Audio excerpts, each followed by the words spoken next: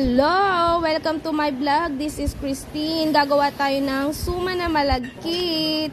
Ayan, meron na ako dyang banana leaf. This is my first time nga pala, everyone. Kaya ayan, naghanap talaga ako niyan sa palengke.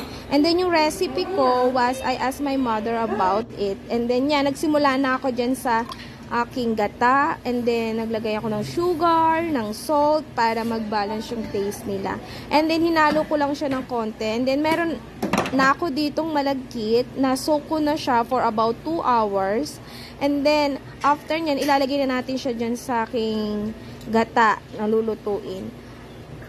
And then later, pagkahalo natin all together, lalagay natin siya ng pandan para daw mabango. Para malayo pa lang, amoy muna na mabango at masarap.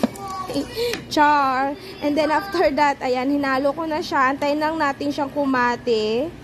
Yan. Halo-halo lang. And then pwede nyo siyang tikman kung ano man ang lasa. It's up to you kung anong bet nyo. Yan yung bet ko. May balak pa akong experiment dyan. Nagawa ko na, i-post ko na. Kaya yan yung kinalabasan. Pagkatapos nyan guys, nagsimula na ako dyang tanggalin yung pandan. Syempre, para naman hindi siya mapasama sa pagbabalot natin mamaya. Ayan, masarap na siya. First time ko to, kaya naman nangangapa pa ako, pagpasensyahan nyo na po. Ayan, nagtrim na ako dyan ng aking banana leaf, and then nag-start na ako dyan magbalot.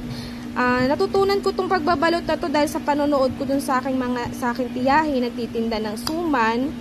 Talagang tagapanood lang ako nung ako'y bata pa. Ngayon, nag-crave ako sa suman, kaya naman gumawa ako niyan. Dapat hindi yan yung gagawin ko, biko. Kaya lang, parang bet ko siya. And then, after ko siyang ma-fold, pinagyakap ko siya. Siyempre, kailangan may kayakap. Hey. And then, tinali ko na rin siya gamit din yung banana leaf. And then, later on, lalagay na natin siya sa ating steamer.